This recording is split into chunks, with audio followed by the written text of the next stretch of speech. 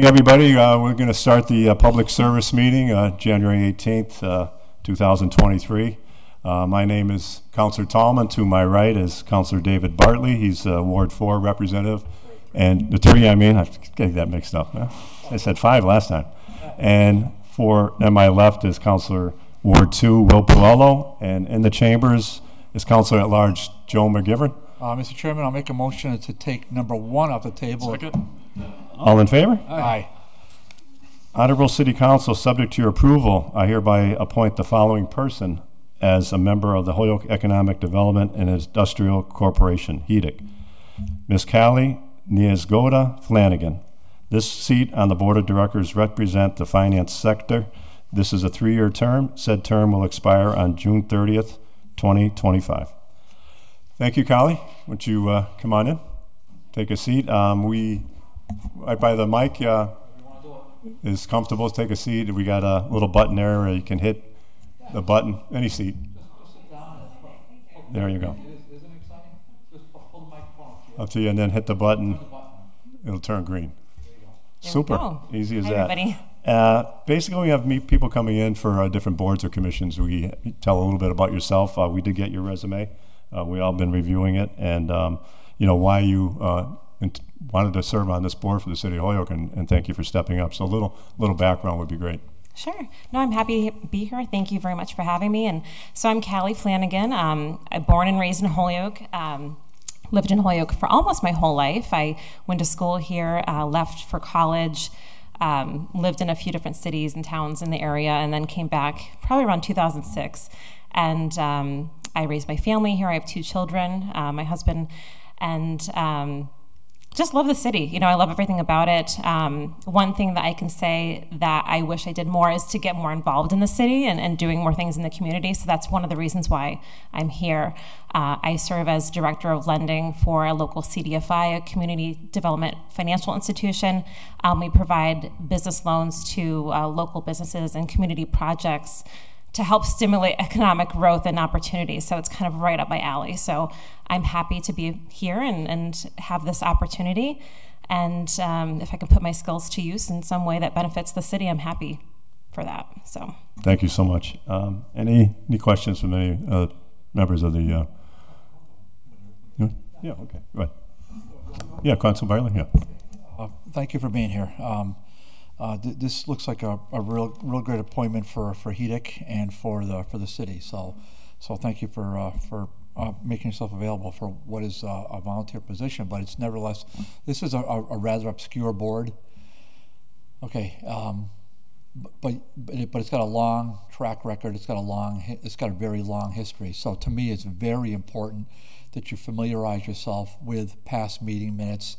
At least the last several, to me, have been some controversial things, in my opinion, have been raised. Okay. I disagree with a few of them. I've expressed my disagreement on the microphone here, and one of the most veteran member of that board is Mr. McGivern. So Mr. McGivern, but he's an appointee. I think of the. Actually, I'm not really sure. Joel explained that himself. But you have a lot of veteran presence there, but you have some very new presence there as well. So I'll leave it to Councilor McGivern to explain the back history of HEDIC to what it was about. But with Carl Eager, with Joe, with some of the more veteran, and then some of the newer members, hopefully you'll fit in. Very much appreciate the fact that you've got a financial background. So we're not going to play 20 questions here, and we're not the U.S. Senate either. So I've made that very clear over the years. We are not here to critique or criticize, so I will quite often softly, in my own way, sometimes maybe not so softly, I'll recommend certain things. For example, reading past meeting minutes. I don't know if you've been to any other meetings, but you can certainly watch. I don't, just through the chair to Councilor McGivern. Joe, are those meetings taped? They are, Councilor Bartley. Okay, and are they? They actually right now they've always been recorded, but they're being taped through Zoom, I believe, because Mr. Vega is in the audience. But yes. Okay. Yeah, I know he's there, but I'd rather just go through the chair to you.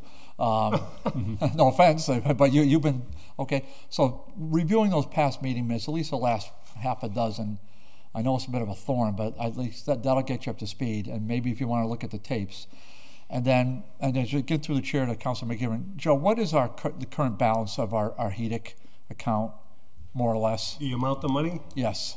Well, you're really testing me. About 160?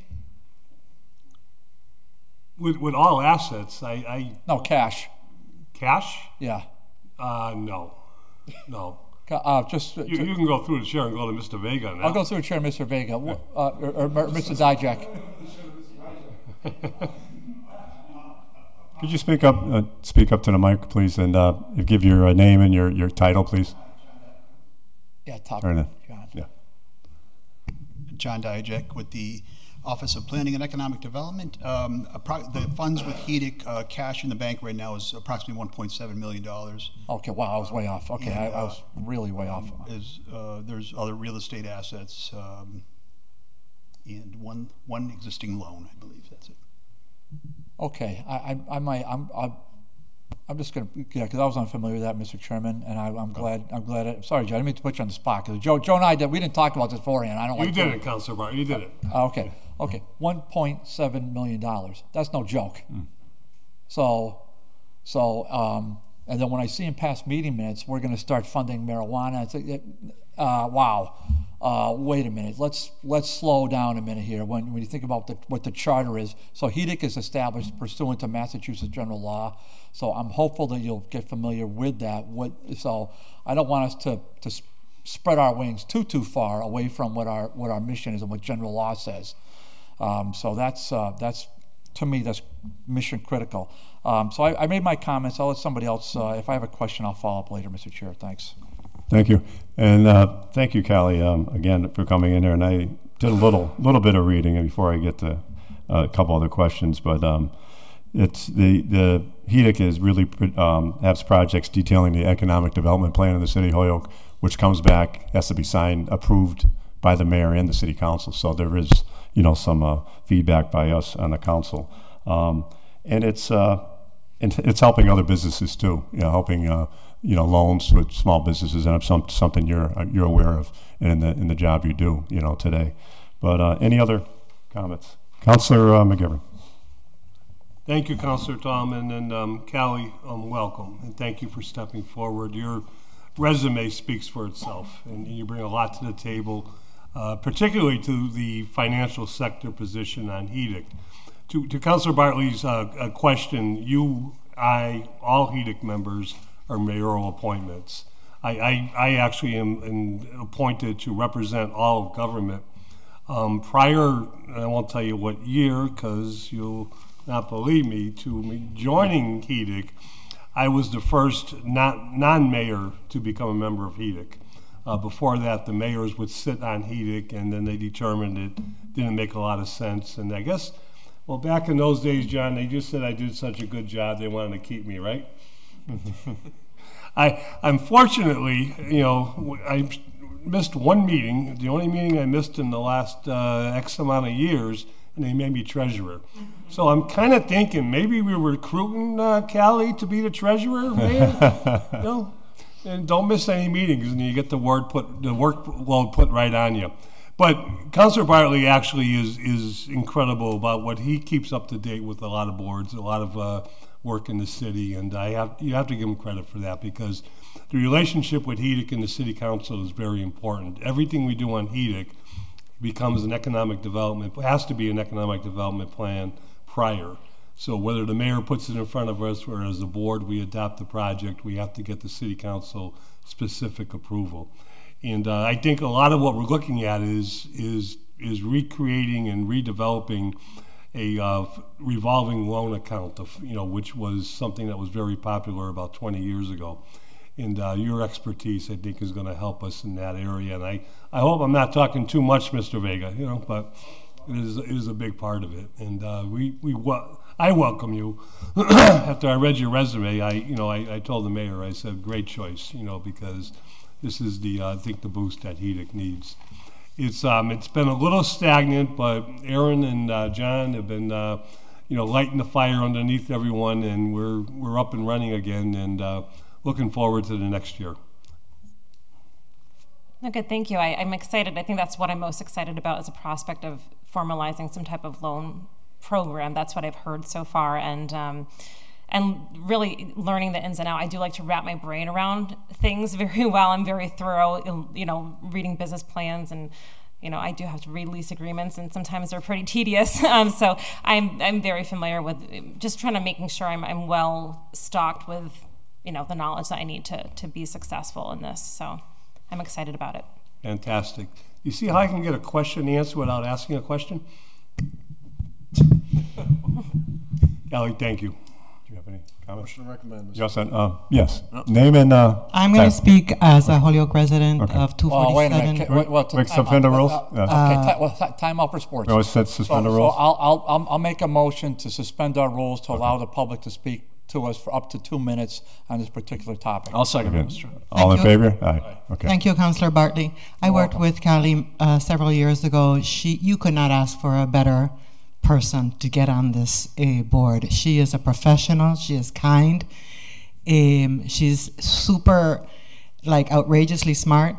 And Holyoke is really lucky to have her. And Mayor, you did a good thing. I mean, you do a lot of good things. Thank you. Thank you. Thank you. Councilor Bartley. Yeah, so it's Mass General Law, Chapter 121C. So that you've got to familiarize yourself just in, not memorization, just Yeah. you know, glance through it, so you'll get a flavor. So HEDIC is a creature of Mass General Law. So when we start to branch out beyond that, I have a little bit of an issue for it. So you're gonna, and one of the most, let me ask you this question. What is your experience on being on any municipal boards, public charity boards, that sort of thing? I have not done anything with the city, but I sit on the board for Leadership Pioneer Valley, so I'm the treasurer for Leadership Pioneer Valley. I've been on that for 3 years now. I've done PTO boards. I mean, I had 2 children, so I was really focused on school and PTOs and sports coaching and that type of thing. But over the last few years, I have gotten involved in more board. I think that's, at least you have some experience, and to me that's fantastic, because you're going to come in not only with your lending experience, which that's going to be somewhat unique, I think, to the members. Now, Mike Murphy was there for years. He was head of HCU for a number of years. Mike's transitions off the board. There have been a number of other bankers that have flown through that board, and people worked in lending for years. I don't know if that expertise currently rests on the board. I don't have the membership list with me, but I'm going to suggest to you that if you're not the only one, you'll be one of very few that have direct lending experience. So that is a critical component. So again, we thank the mayor for one, but we thank you for stepping up, because this is a volunteer gig. But you got to remember, you've got a lot of authority on here. So my reason I asked that question is, so many people pass through here, and we're grateful that they volunteer for the boards. But you can't just sit there. You can't just take it. I mean, and you, with your resume and your background, that's going to be vital. So you'll have a chance to speak up. And remember, you're going to be taped like everybody else is, like we all are here. So you're going to be taped, and you're recorded. There's going to be meeting minutes presented and all that. And I will review all of them. So I'm looking forward to seeing your participation and hearing more about some of the good things that are going to come as a result of you being on the board. Thank you. Thank you. Thanks again, Callie, for coming forward. This is a very important position on this board, and I really think you bring a wealth of knowledge and your experience and willing to step up for the city of Holyoke. A lot of people, just don't want to get involved, and we need, people, board, residents and people that are interested in the community to step up to help out in all these boards. So I really appreciate that. And as Councilor Bartley said, to try to just look at the past meeting minutes, just get a little feel for it, and talk to some of the people that are on the board already. And they have a wealth of information, and they'll be able to guide you along. So I really thank you for stepping up for the position. Say, Joe's like all of us. He loves to talk. So believe me, we're all talkers on here. So he's making a face off you. He's making yeah. Joe's no exception. I'll second Mr. Will's motion. All in favor? Aye. Aye. Thank you, Callie. We're going to bring this forward to our next full council meeting. It will be February 7th, a Tuesday, and I'm sure there'll be no problem with that, and we'll give a little talk on this. I'll give a talk on your resume and your experience, and thanks for stepping up. Really appreciate it. Mr. Chair, I'll make a motion to take number 2 off the table. Second. All in favor? Aye. Item number 2 is from 5/7/2019 from Councilor LISI, order that the City Council invite a representative from Soldier On, as well as our Veteran Services Director, to discuss support services for veterans who fail to meet the requirements of Soldier On programs. Soldier On, gentlemen, come on in. And we do have on Zoom Jesus Pereira, who's our Veteran Service Officer. Good evening. You can come on in. Take a seat on, yeah. If you want to, does he want to come in or? Yeah, why don't you Both of you? You just sit down? Yeah. He said you can do it. Yeah. I like this. They're on separate. There you go. There you go. If you could just Don't have to be side by each. there you go. Good. You got the button there? Or the mic Front of you, on. the mic is a green button. Yeah. Hit the button and turn green. If you could just you state your name and where you're from. Address My it. name is Bruce Buckley. I'm the CEO of Soldier On. I'm from Pittsfield, Mass. Okay. And I'm Matt Buckley. I'm an Executive Vice President at Soldier On, also a resident of Pittsfield. We're related. You are? Father, son. Okay. There you go. And you're the executive? Vice President. Oh, the vice president. Yep. Okay.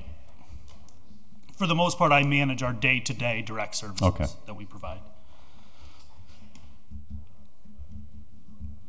And you want to start out, and we have Sure. Jesus also here on, so if you want to start off, and then we'll have Jesus talk a Well, little bit thank about you, us. Jesus, for including us here today, and thank you for allowing us to come. Basically, I think we're here. If you're not familiar with us, we've done a lot and do a lot in Western Mass. Pardon my voice here. I've been a little struggling with laryngitis post-flu stuff. want water? What's that? Some water? Water? Do we have I'm any water? good. I'm good. I should be all right. Okay. If not, he can pick up. But so, primarily what we're here for, if you're not familiar with us, we work with veterans in Western Mass in a lot of different capacities, and we have for over 25 years. And what we're here tonight primarily about is some new money that is, in my mind, nothing but a great resource for residents, many residents of Holyoke and the immediate area. Basically, it allows us to serve veterans in many of the same ways that we serve veterans. And as you stated earlier, some of the veterans who aren't eligible because of the limitations on their service and even where they served, this expands beyond this. This is money from the state, from Jose's world of the Department of Veteran Services. And we received a grant that was new money that allows us to work with veterans, again, who are eligible. We're certainly there to help, but even beyond the eligibility, that includes veterans from the reserves, from the National Guards, and a group that we haven't been able to assist. So what this assistance is in the form of is really a little bit of everything that we currently do for all veterans. And that includes, we have case management, we have drug and alcohol programs, we have a pretty extensive transportation system, we have a full-time wellness director that's available for a lot of wellness resources and working one-on-one with a veteran. We have peer supports that can work directly with veterans to get them to appointments, to other services that they may require. We have a financial literacy program which has been pretty successful that really can work with veterans, primarily focused on getting their credit score up. And it's been, as I said, fairly, pretty popular and pretty successful. We have 2 full-time attorneys that can assist in certain legal matters with veterans. And what we've developed also that's kind of new is a fuel assistance program that is for up to $500 per year that is available to eligible veterans, which, as I said, is kind of an expanded, broader group. So basically, I think this was an opportunity that Jesus, we've met with Jesus and at a state level with the director, and a way to get it out to the community, because we do have resources. It's new, and we have a lot of this infrastructure in place, so we're really ready to go. And it's a matter of getting the word out, finding who is in need, and we have an 800 number specifically just for this grant, which is, I'll throw it out there now, it's 888-720-5575. So that number will get you connected to someone from our call center that will get it out to the case, out to the field pretty much immediately. So that's kind of, I think let Jesus add from his perspective what he sees and knows. And again, I appreciate the opportunity tonight. Yeah. Thank you so much. Jesus? Sure, I'll go in. I'll just tail off of what they're discussing right now. They do have a program that is now somewhat of a stopgap measure for veterans who don't totally qualify for our state Chapter 115 benefits program or other programs. And it's a wonderful grant. I mean, it fills a void that really needs to get filled. They've been around for a long time. They're in the community. They've been here for quite some time. You might see them, see their signs around the Leeds campus or across the state as well. And they're doing a fantastic job. Pivoting back to the order, this was filed some time ago. I think this was from 2019 from Rebecca LISI. And I think that the initial reason for the order was, if you may or may not remember, but we had a veteran who was homeless in Holyoke, and he sort of camped out on High Street and Cabot. And maybe had a tent and everything going at one point, and it sort of became a talking point of the town. And through talking to them, we realized that he was sort of someone who did come through the Soldier On program, came from Albany or something like that, and sort of didn't do well at Soldier On. And I think Rebecca LISI, her intent with this order was to figure out, what can we do with folks like him when they don't do well at Soldier On? What should we do when they end up in our community, and how do we get them the supportive services that they need? I think the big thing was, like, he was a handful for the city. He made a home wherever he could, and it was usually in public. So I think that was the intent of the original order, not to take away from everything that's happening now with this current grant and the services that they provide at Leeds and in Pittsfield and other places. They're wonderful programs, but I think the intent of the order was to sort of discuss that as well. Okay, I appreciate that. Yeah, I do recall that, and this was just in that jacket. It was never brought up, and I think it's important that it's a good time now to bring this up, because we do have a lot of homeless veterans in the area and a lot of homeless people, and some people don't know where to go, where to turn when they need help. You could say, sure, just go down the War Memorial and do it, but to have programs like this and other programs where people can reach out, I think it's an important function. We got to look after our veterans, especially the ones that are most in need. Yeah, just as an awareness, if you're not aware, we have about 130 transitional beds now in Western Mass.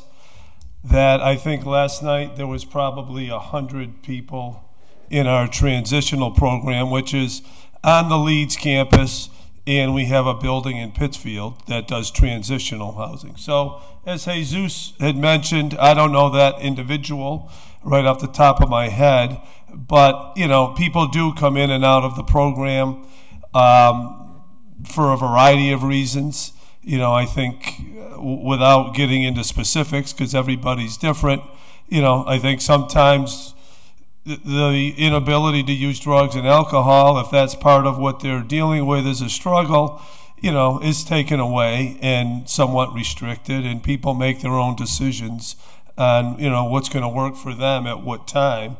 And I think a lot of men and women, because we have again, if you're not aware, a 16-bed transitional female property that was built in 2015, so it's brand new, that's on the VA campus in Leeds. And that, again, you know, is, I don't know how many of the 16, it's been relatively full since kind of the COVID, where the numbers dropped somewhat substantially. But, you know, that's a program, and then we've built permanent housing. We've got 191 units of one-bedroom apartments in Western Mass between Leeds, Chicopee, Agawam, and Pittsfield, as well as included in that 191 are 14 units on a separate property in Pittsfield that are specifically for female veterans for permanent housing. And that's pretty much been full since it opened in May of 2020. So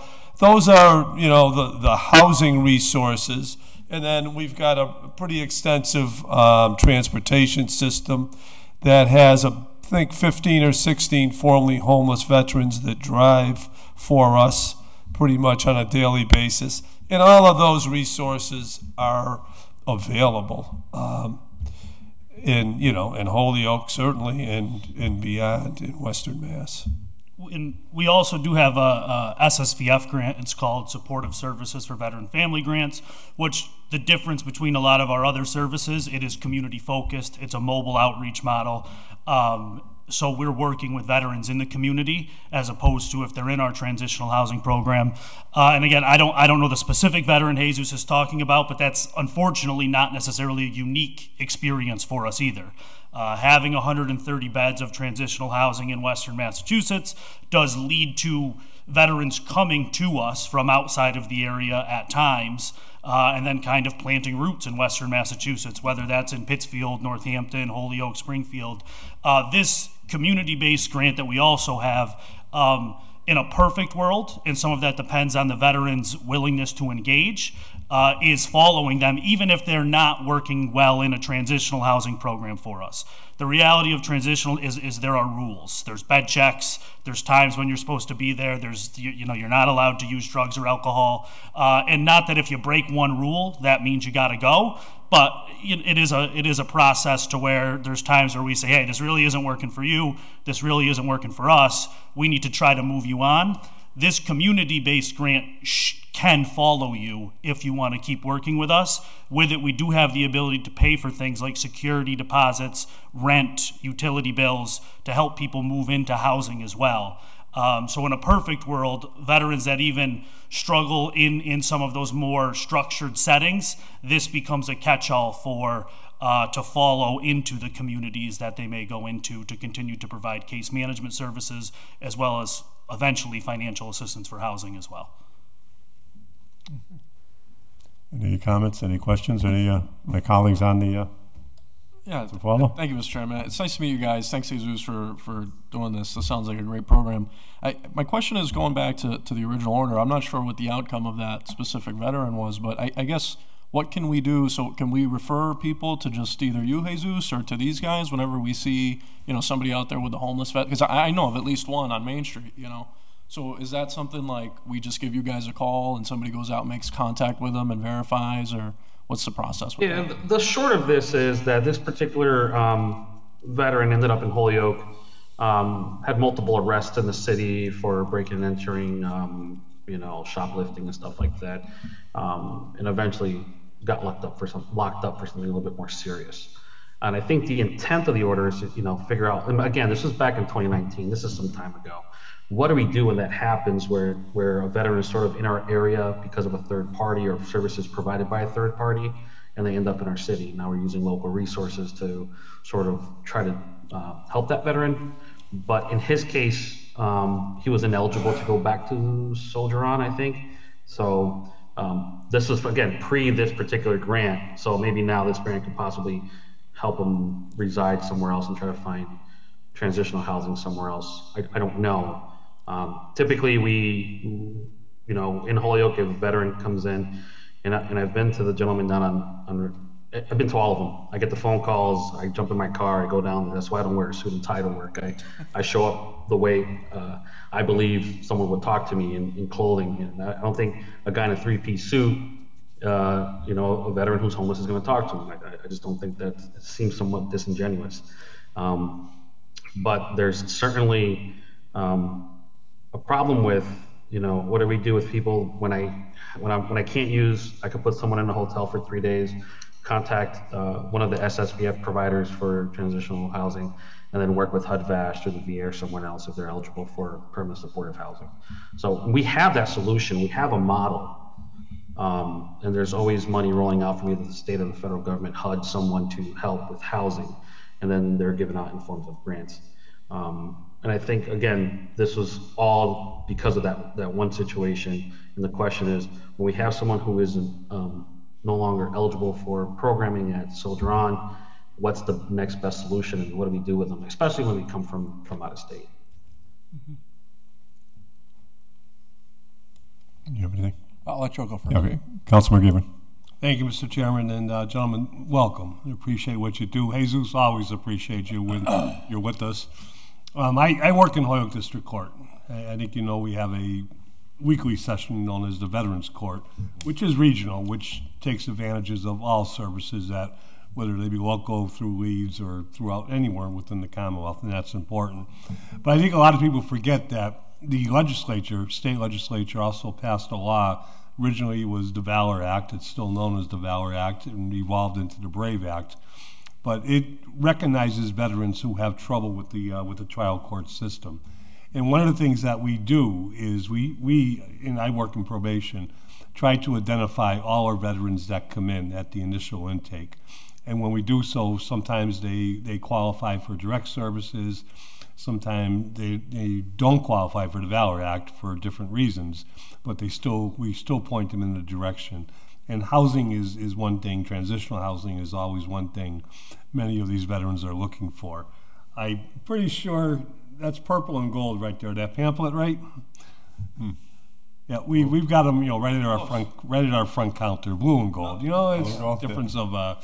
We won't say what high school will, but I think there is a purple one too. If we're being that one's specific to the new one, so the older one I think is purple. But you did nail it though, and I think there might be something we can do, because when you said it, and district court is regional, the veterans court is regional. That district court is local, but it's the whole thing is a regional concept of where a veteran may land up to try to get them to the services if they're not aware of it. And we've also find out, especially with with some of our Vietnam veterans, they don't want to identify themselves as a veteran, and we're trained to try to help them and coach them and say, no, you have stuff out there that's there for your taking, stuff that you deserve because you fought for us and you did your service, and it's something that has to be known, and that's so important. I think that that these services, these numbers, and these referral type processes can be getting out there. I think what we can do as a body, perhaps the committee can recommend it, is recommend to our state rep and to our state senator that it sounds like a lot of beds, but when the need is bigger than the bed population, that there might be a way to find some of that federal money coming in to build another home or to build another transitional home, just to get some additional beds. Female beds are unbelievably scarce, and that's great to know that you have that many. But thank you for what you do, and appreciate you coming in.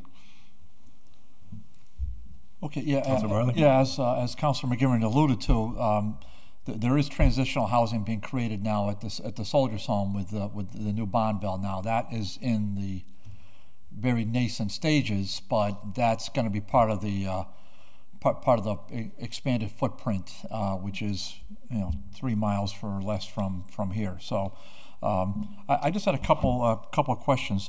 What's the source of our grant, Matt? This grant particular. The new grant? This particular one we're referring to, yeah. The Department of Veteran Services through Massachusetts. Okay, so is it a federal pass-through, or is it right from the Commonwealth? Or do we know? I do not. I believe it's a federal pass-through. But Yeah, don't quote me on that 100%. I'm not quoting you, but I'd actually would like to know. So if you could, I'll find out. you could find out. Circle back to Chairman Tallman or Jeff Anderson Burgos, who runs our administrative assistant. I'm sure he's got your contact to get you here. I do think, and I believe, and maybe Jesus knows this from his world, the idea was it's a federal pass-through, and I'll confirm that. And then I think the hope is that the effectiveness of it is I think the DVS is looking to get it possibly as a state budget line item in the future. But again, I'll confirm that. But I'm pretty sure that's the process that we're in, because this is the first year of this grant. And is it a multi-year grant, guys, or what is it? Right now, it's 1 year. 1 year. Okay. That's, I think, 2 years is what we see in the radar, and then I think beyond that can it become self-sustaining outside of whatever. If it's ARPA money, I'm not sure, but I can get all that information to you. And you both came down from Pittsfield for today. You're heading back tonight, I assume. We're all over the Northeast, so yeah. Driving to Holyoke is doesn't register on my radar. Doesn't, huh? Okay. No. All right. Because when I worked in Pittsfield and Adams and North Adams and North Berkshire, that registered on my radar. I was in Tewksbury yesterday, so. That's great. I'm very familiar with Tewksbury, so believe me, driving up to Crazy Methuen and all those areas, I'm familiar. We've got a building funded to be built, 21 permanent housing units in Tewksbury. Oh, well, good. Wow. Oh, okay. Well, thanks for coming out from Pittsfield. One of the things that Councilor McGivern references is our Veterans Court. So this body, not this, but Pete and Joe and myself and a few others, we were pretty well involved with establishing that. And so we've got a couple of great judges that work at district court. One is she's advanced on to the Master Court of Appeals. I mean, that's pretty good. But she started out right here in little old Holyoke and was intimately involved with the Veterans Court, and so that's something that we take a lot of pride in. It's a city building, the municipal building is being leased out for maybe $1 or whatever it is. It's a nominal amount, and the services are provided. So however it is that you through Jesus communicate that to Judge McLeod, is it Judge? I think it's Judge McLeod. We're on the Veterans Court every Wednesday. You're there every Wednesday. We have staff. Jim Ziemba. Yeah, one of the staff who I work with regularly, he manages for the most part our transitional housing on the day-to-day side. And on top of that, the criminal justice system has always been his expertise with us. So he goes part of Veterans Treatment Court every Wednesday. We often use Soldier On as a diversion when it's appropriate for veterans that are involved within the Veterans Court as well.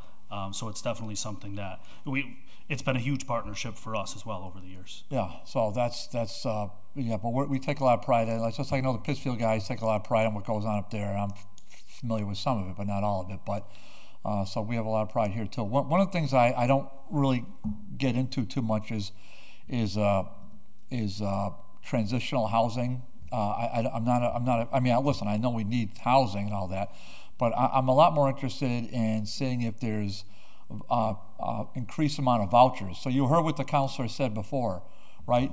About increasing housing. Yep. Well, we get more rhetoric out of this Commonwealth and out of Boston and out of others. And we won't say anybody.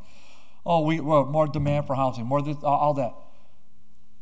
$3 billion we're going to give back to taxpayers for overpaying. And what do we say? Well, do we have to spend all the money on bricks and mortar? Why can't we figure out a way to get vouchers, just like Section 8 or MRVP, which is the Commonwealth's voucher program? Why can't that happen specifically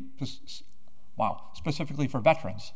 I don't know why that I don't know why that can't, or maybe it is happening, but it would be nice if that was increased. If you want to do something to help veterans and get them housing, get them a voucher and get them a place so they can go find out their own place instead of going. Others are going to be, committed to go into a brick and mortar place, but maybe there are others that are a little further along that want to look at just like Holyoke Housing gives out vouchers to, and Pittsfield Housing gives out vouchers to all sorts of people. So sure, and there is it's called HUD-VASH, which is a program through the VA. HUD, as in HUD, VASH, VASH. That is a partnership between HUD and the VA to provide supportive housing vouchers, which are essentially Section 8 vouchers with a clinical case manager through the VA attached to it. Now, I think in terms of numbers, it's always something that's being looked at more on the VA side of stuff to potentially increase vouchers.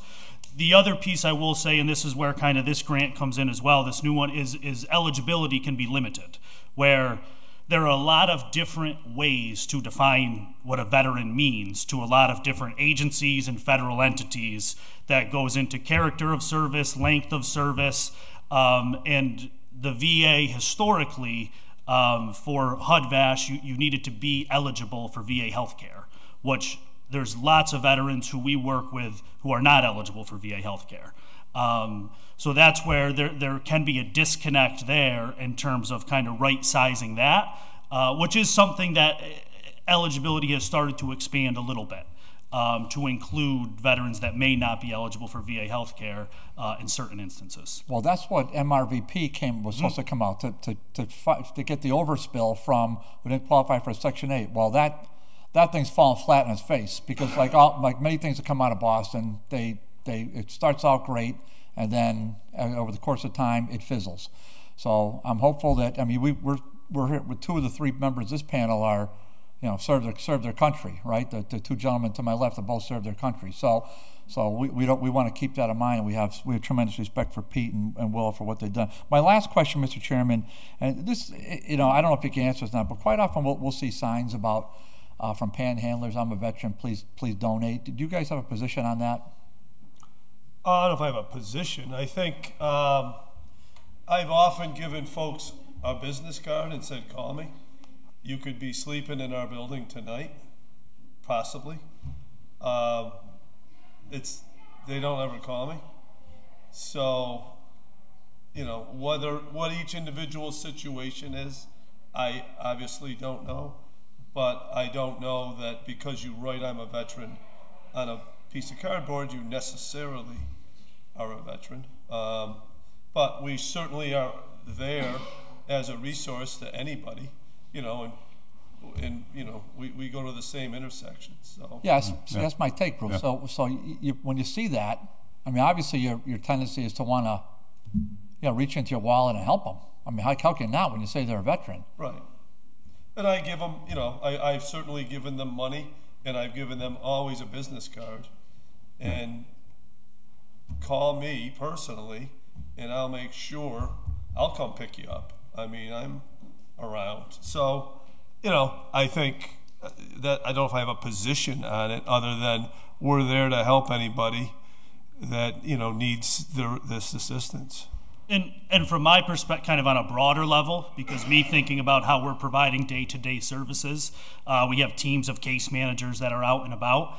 It's trying to understand the individuals that are in a community, whether they are panhandling or not, or what their situations might be, and then figuring out how we can kind of build a rapport and a relationship from there to hopefully kind of make some progress. And sometimes that's where there is a disconnect in terms of, kind of as we alluded to, there's an option for services, but there's not a desire for services in those moments. But in my perspective, it's really just trying to continue to keep that door open. Yeah. So that when there is that day where that person says, all right, I want to have a conversation today, they don't have a bad taste in their mouth over the last time I drove by them. Or something, so it's trying to, and it takes a community to do that, honestly, and that's where kind of to the question you asked initially in terms of what we can do more. I've got my business cards. If there's individuals that you think we need to be reaching out to and trying to engage, we've got staff that are ready to do that, and I'm willing to provide updates in terms of where we're at with all of that stuff. It's not always the best updates, I'll be honest with you. Sometimes we're trying to chip away and it seems like we're going backwards instead of forwards. But it's continuing to make that effort, which it becomes difficult to do sometimes, but that's the work. Thank you. And I appreciate it. This is a great discussion. I encounter that often, and I stop, and a lot of them are veterans, and I know they're veterans. And I don't like to give out money. I'll go get a sandwich or a coffee or a bag of chips or something, and tell them, how you doing today? And some of them live, on the street, in the woods or whatever. Some of them have an apartment in another town, and they're here collecting money. And some of these guys get 50, 60, up to $100 a day, standing on the corners, and it's an issue we're trying to resolve. But me being a veteran myself, I always try to say, what can we do to help? There's agencies, there's programs. Some of them are just saying, well, I'm looking for an apartment, I'm still waiting. But maybe they don't realize that there is a option. There is a place that you can get into a transitional program, to get help. And I just don't know what the answer is for us in Holyoke, but I'm glad there's people like you that can put, some things together and have resources to say, hey, this is something that we can do to make a difference, to take a dent in what's going on in the homeless situation, and not just veterans, but in the homeless situation totally, because it is definitely not just in Holyoke, it's across the country, across Massachusetts, and we don't have an answer. How do we get them off there? They have a right to be there. You can't say you got to leave. If they're moving, they're out there, and you can't stop it. But my thing is always, if you keep giving them money, they're going to keep coming back. Because they're going to make 50, 60, 70 bucks a day, and use their money whatever, whether for housing or for alcohol or drugs or just food to sustain themselves. That's what's going to happen. But if you could leave some cards here or some of those booklets, we can get them. And I don't know if you've dropped some off at the veterans. Oh yeah, we've dropped them. Okay, so he has them. Jesus has them. I'll leave some of this, or just for informational purposes, and a phone number. Yeah, that'd be great. And if you have a couple business cards, a couple business cards, that'd be great. I really do, to Matt's point, call us and we respond. I answer my phone, and I think to his point too, it's all about the rapport with the individuals. At the end of the day, that's what we do. We have a lot of one-on-one relationships and beyond with the veterans that we serve, whether it's with me or him, or we've got 150 other employees that establish these relationships. And I think, that's where it works. So yeah, persistence sometimes is part of the equation. You have to keep at it. You stated that you do want to have a good taste in your mouth. You don't want to give somebody up. And so someday, there might be one day that 10th time you're driving by that person, they might want to say, yeah, you know what? I'm thinking about maybe I could use a place to stay, or I could use some help, whether it be financial or psychological or medical or whatever, because, that's all it takes is that one time to turn things around. Just one more quick question. That grant that you're getting, is that, what is the amount of that grant? Do you have that amount? Well, the total of the grant was $500,000. Okay. There's salary, there's a vehicle. But again, I think we can do a lot, and some of it's helping get the word out there a little more effectively maybe than we have been. But I think through these, forums, we can, get even rides, even, whatever the need is, we very likely have a way to help. Yeah, that's great, because I know there's several veterans, and I'm familiar with the VA hospital, and I've gotten some assistance up there up at Leeds, and there was a gentleman I used to work with that was a vet and retired from the post office, and actually drove one of the vans, the DAV van or whatever van like you would have to bring people to appointments, because some people, they can't get to an appointment. What's going to happen? They're not going to go, then so you have some problems. But I know there's several people. You said there's a lot of people that work that offer rides, and it's good to hear that.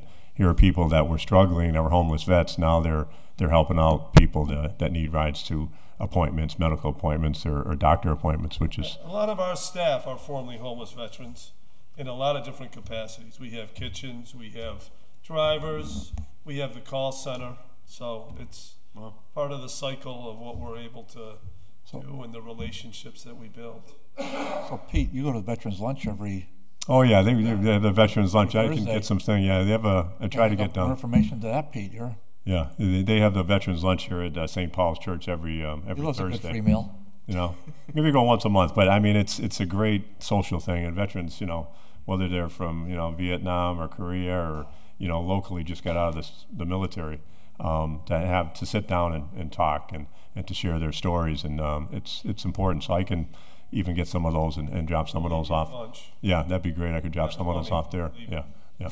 Very cool. Well, make a motion that we're, I guess we're Complied compliant with, with. yeah. Can we make a motion to maybe send the tape to the state delegation with a side note or something? I mean, pass a bill, you know? Well, man, Yeah. it's my hope that the state delegation will certainly be, because we have an order for them to come to a DGR to talk among this topic should be front and center among many other topics that are pending. Sounds good. I'll second Council Barley's initial order.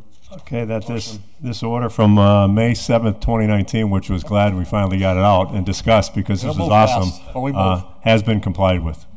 All in favor? Aye. Aye. All right, make a motion. Thank you. Thanks, guys. Thank you so much for your time. If you give me some of those Thank you, cards. Jesus. Yeah, and Thank you, Jesus. Thank you. some of those Thank you all. flyers. Have a good evening. Thank you. Thank you, Jesus. Yep. Buckley.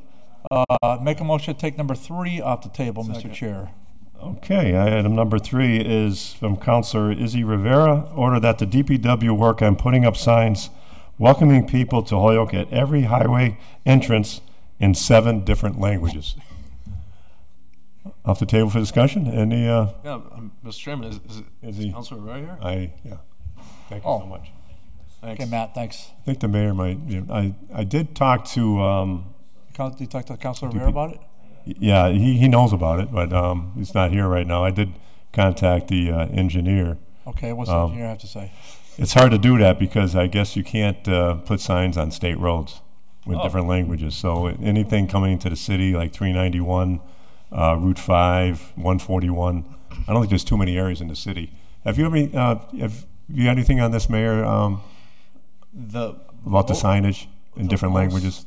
Well, I don't know about the different language. That's new to me. Okay. But we do, as far as wayfinding around the city, and then also signs, welcome to Holyoke signs. You know, we have those Holyoke birthplace of volleyball. We talked about possibly updating them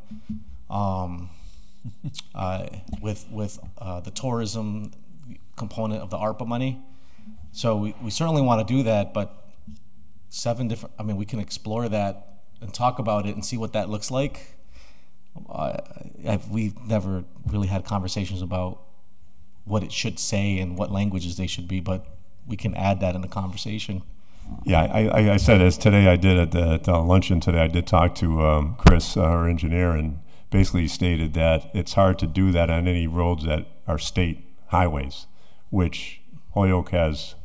I don't know, what do you say, Route 5 is a state highway, Route 141 is a state highway coming up over the mountain, 391, 202, I mean, 116 and 116. So I don't think there's too many areas. I mean, the only way I can think of is coming over from, well, that's 202. I'm thinking of the bridge in South Hadley, coming up Hamden Street. That's basically. I'm just amazed you had another free lunch today, Pete. That's why you are. You are good. Oh, I came down just to meet the DPW director. Boy, you talking about welcome to Holyoke signs, right? You are good. No, it was. I think it was a sign welcoming people to Holyoke, but in 7 different languages. Well, and as I said, Chris Baker said you can't do it on state roads. Well, I think just putting up any sign on a state road probably is what Chris Baker's alluding to, but if it's going to say welcome to Holyoke, do we want that in 7 different languages, right? That's how I'm translating it in my mind right now. Yeah, Councilor Barley. Yeah, I respect the sentiment here for sure. I'd like to move this out of committee, Mr. Chair, if I could. So what I'd like to do is, and I won't make this is the motion I'm considering, is the motion to refer this to the Mayor. What's the name of your subcommittee on tourism? You have a subcommittee on There's a committee. What's that you guys put together? Is it a tourism committee? What's it? Advisory? Or? It's some sort of economic tourism advisory group. Okay, so I'll motion that we send this to them with our hope that they'll consider it and give it its put it in due course. We in that planning process we can bring it up and talk about it and see where it goes. Sure, and second, with a caveat that the engineer may think there may be a tripwire in state law. So there's nothing wrong with the sentiment, but if state law says you can't do it, then I just realized that I just have a statement here from I just read it. Must probably use another thing from Chris Baker. This memorandum summarizes the Department of Public Works response to the applicable orders on the agenda for 18th public safety. The city is prohibited from installing roadway signage on state-owned roadways. This would preclude these signs off of the Interstate 91 ramps, Interstate 391 ramps, State Route 5 on southern northern boundaries of the city boundaries, Willimantic Bridge, Route 116 Bridge, Vietnam Vets, and the Purple Heart Bridge, Route 202. I think it means Muller Bridge. Yeah, significant roadways that the city could install such signs would be on Southampton Road, Route 141 from East Hampton, and Route 202 on the western boundary. If the committee is interested to move this order forward, I could prepare a cost estimate for the project. Again, I'm going to stick with my order. Okay. You're going to send your sorry, Pete. Motion? My motion. Okay. Yeah. If oh, hold on. Sure. Councilor McGivern? No, just before. Go ahead. You want to finish up? Well, yeah. Just my motion is to move it on. Refer to the committee that the mayor created, and that we report back to the city council that we did that, and this order's been otherwise complied with. Okay. Councilor McGivern. Just, I agree with Councilor Bartley. And I think the intent of the order is correct. Welcome everybody. I just have a little bit of a concern and caution about not so much 7 languages, but any sign that you have to read becomes a deterrent to someone who's driving.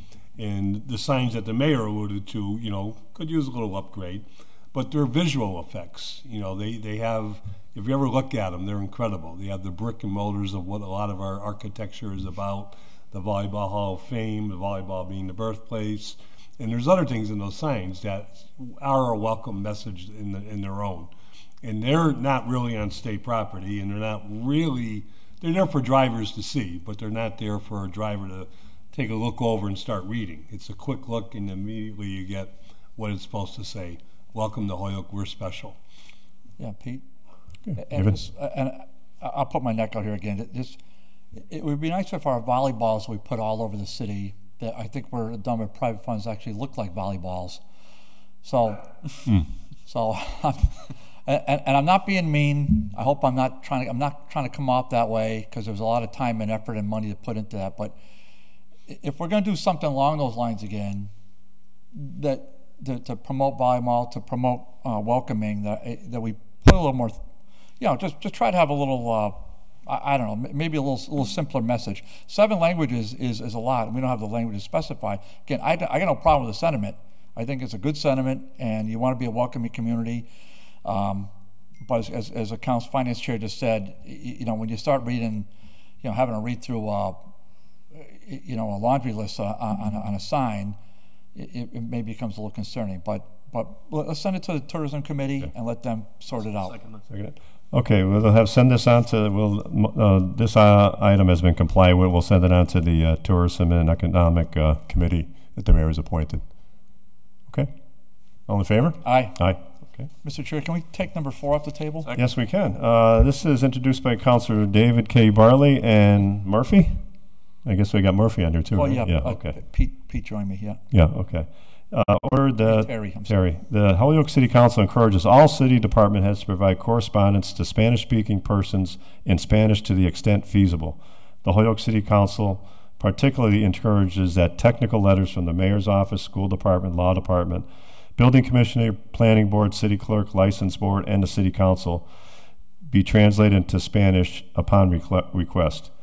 This is a refiled order from 12/3/2019. Refer to the mayor and all department heads, and refer this to the Public Service Committee for a hearing so that the City Council can receive a progress report.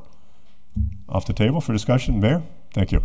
Yep, so we have every intention to transition to that. It's a process. The school department went through that transition, and currently everything's translated. Every school that puts out a flyer, a social media post, a technical related document, emails, even IEPs, they're all translated. We're going to have a department head. We've been having department head meetings quarterly. So at our next one in March, I do plan to at least start with the low-hanging fruit, the event flyers and social media posting, that we do translate that. The technical translation, that's going to be a process. I'm sure there's going to be a cost associated to that. It's not, you're talking about legal documents, legal notices. We're going to have to look into hiring somebody that can come sit down and effectively translate that into both languages. So, that's a much more longer term process, but certainly something we can start looking into doing. So in the interim, immediate social media postings, flyers, and as we go forward and we try to commit to this very order how it's written, that's going to be an investment, but more than happy to move in that direction. We're planning on it. Councilor Barley? Yeah, thanks. I think that's an excellent report. I'm going to, when after anybody else speaks, I'll make a motion we'll comply with, but I'll certainly be looking for a progress report on this. But if you look at the way I wrote it, I said to the extent feasible and upon request. So those are kind of a couple of key phrases in there. I try to make it as loose, but again, and as Councilor McGivern said many times, we don't appropriate. We know that. So that's your office that does that. So I try to draft my orders to make it up for discussion, and if it makes sense to the room one, then it does. If it doesn't, well, oh well, we tried. So sometimes I work, sometimes I don't. But I'm hopeful that this one will work. If HPS can make it happen, yep, then our hope is that to the extent feasible, we can make it happen.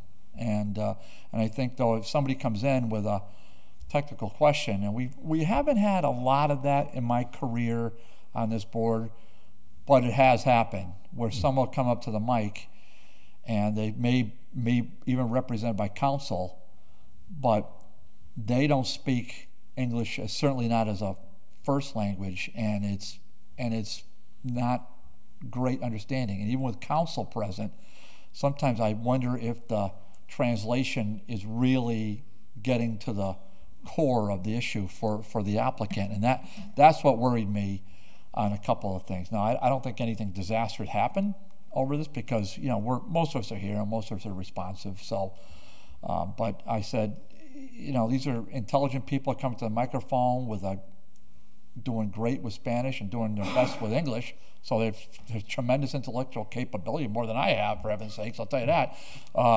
But it's kind of puts them in an unfair position, and I don't like that. So to the extent feasible, let's do it, and if it's upon request, again, to the extent feasible, let's see what we can do. But I'll motion this once, if anyone else wants to speak, let them speak, but I'll motion is complied with. But I would like a progress report at some point. I'll find an appropriate order for that in the summer to see where we are. Yep, and I do appreciate that. Oh, sorry. Okay, no, I want to say something, but go ahead. No, I certainly do appreciate that level of interest and support, Counselor. It's you've made a lot of, and this was before I got here. You got your translation services at your city council meeting. That's a good step in the right direction. You have your translate. Anybody can come and speak in Spanish into the microphone at a public meeting, and you have a professional translator that'll translate that back to you and to the audience, and vice versa. I did get actually it's our Wizard of Oz, Jeffrey, emailed me today asking about having it for public, for your subcommittees as well. So I'm going to work with Scott, see what that looks like as far as costs using the funds that we get through the cable access, what do you call it? The PEG funds. Yeah. We'll see what that costs as far as translations in your public meetings. But the technical documents, there is a blueprint with the school district. We can certainly learn, and to the extent feasible, see how we can appropriate and support those steps. But it's going to be a process. It won't happen overnight, but you know, there's a commitment to move in that direction. So that's good. Yeah, thank you, Mayor, and I'm glad Councilor Bartley brought this up. And as you stated, it's been a while. I mean, I've been here a few years, and to have this translate our meetings and translating in Spanish now, all our meetings, is really important. And stating in here, extent feasible and upon request is two things.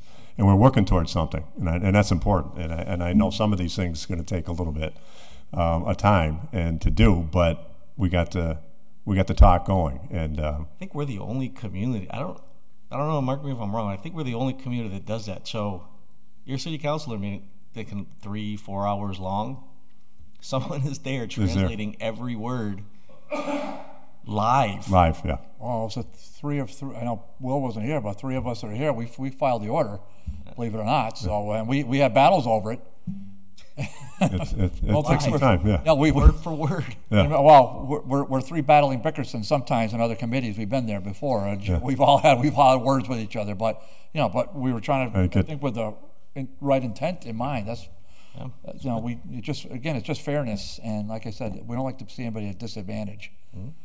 Yeah, absolutely. When somebody comes up here and we're working and we're having a discussion and a special permit or whatever, and somebody can't understand, we want to make sure that they're on a level field with everybody, and that's important to be able to get somebody's documents where we can put it into Spanish, and I think that's important for us, our community. Councilor Bartley? No, I'll make a motion. I'll make a motion that this is complied with. Second. All in favor? Aye. Opposed? We're all set. That's the last item. Motion adjourned. Second. All in favor? Aye. We are adjourned. Thank you, everybody. Thank you.